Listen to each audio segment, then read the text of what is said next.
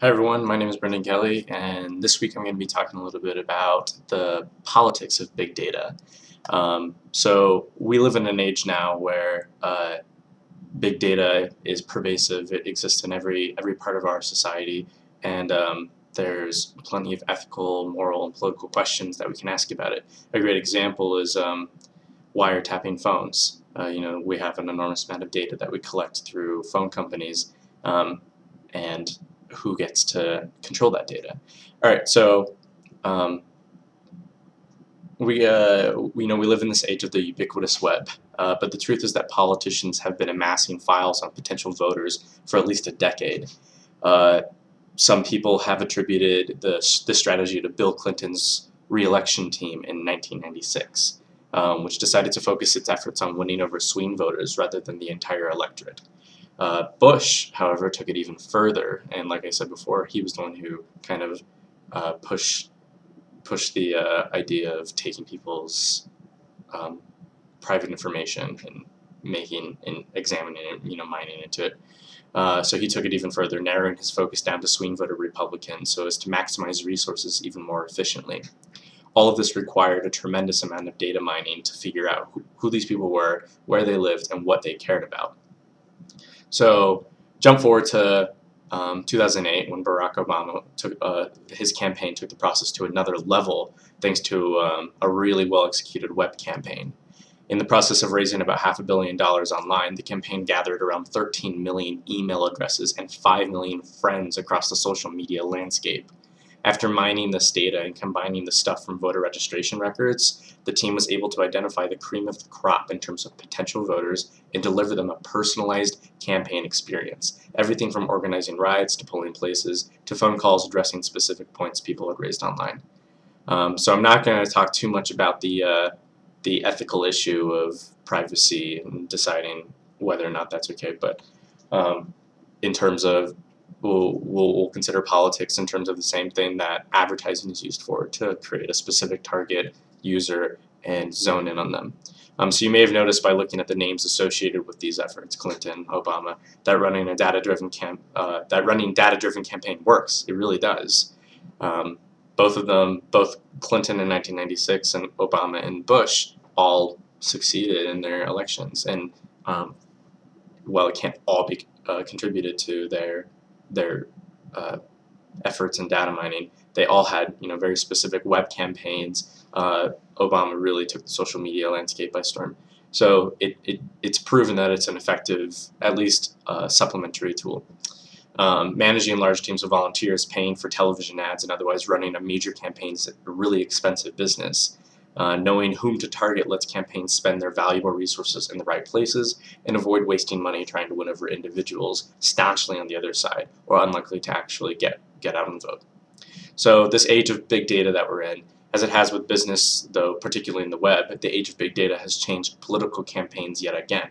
Heading in the 2012 election, for example, Obama had more than 20 million Twitter followers, and his Facebook page has more than 29 million likes.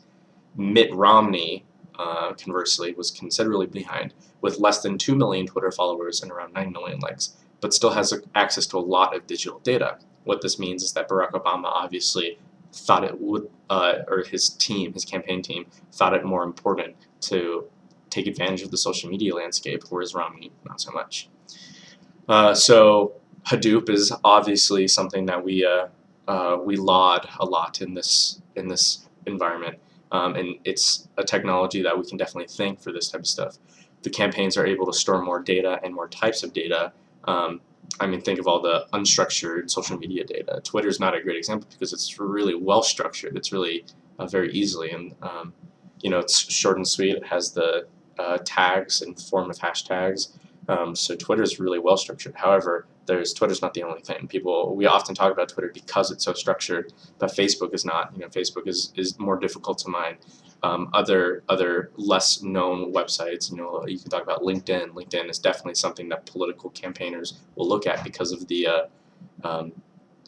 idea that LinkedIn is used by powerful people, CEOs of companies, people who are willing to climb ladders, things like that, whereas Facebook and Twitter are more just popular opinion.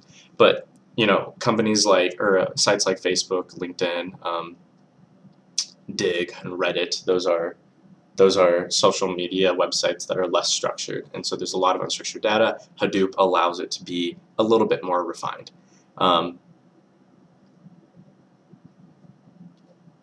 So not only does this help with targeting the individuals or groups, but it could also help with longer-term strategies, such as where to schedule rallies and what issues to discuss at them. As feelings towards issues change, regular analyses of ever-expanding data sets should reflect those changes and let candidates shift their strategies accordingly. So this next part is about targeted advertising. It really works the same way for anything, but especially in politics. All this additional data that's collected means more than just knowing what issues matter. It also means just knowing you, period. What you drink, the car you drive, where you shop. They're all pieces of a digital profile that combined create this image of who you are. And it's scary accurate because we don't often think about what we do when we're online. It's a great way of analyzing a person's profile of who they are as a person, because there's no biases in terms of like when somebody takes a personality test, they often answer in the way that they want to see themselves, or they believe that they are themselves. So when somebody says how extroverted are you, somebody would be way more likely to assume that they're more extroverted than they actually are, because that's what they want. Whereas when we're just surfing around on the internet, you're not assuming you're combining a profile of who you are, so it's way more accurate. Everything is unbiased, unless, of course, that might change in the next few years when people start to realize that everything on the internet is everything that you do in a digital context can, like, we often hear the word "comebacks to haunt you" or "it never dies" or anything like that. I don't like that, because I sort of like Mark Zuckerberg's philosophy of no privacy, and again, I don't like that either, because it's not a matter of no privacy, but it's a matter of just I'm not sure how to phrase this. It's like extreme anti-anonymity. When your digital profile is a really good reflection of who you are as a person, then it really opens the doors to some really incredible insights about you. And I think the main things that we're using in terms of data mining aspect in today's day and age is targeted advertising. But what else can that do? We do targeted advertising, but what if you can, based on somebody's web browsing history, or based on what they do, where they shop, whatever you can find out from their digital profile, you might be able to make recommendations for this has been shown for people that are like you in the past to help them succeed at graduating school with a 4.0 or something like that. Something that people will actually really, really want, or something that will be really helpful for them. Or it could be like, we see that you really like wines and you really like cheeses. Be careful about the amount of this stuff that you take in. You may want to consider this type of medicine, or something like that. So anyway, with politics, I think I'm over my time, so I'm just going to stop there. But the politics of targeted advertising is just as important and makes just as many implications as marketing targeting. Alright, so I'll see you all next week. Goodbye.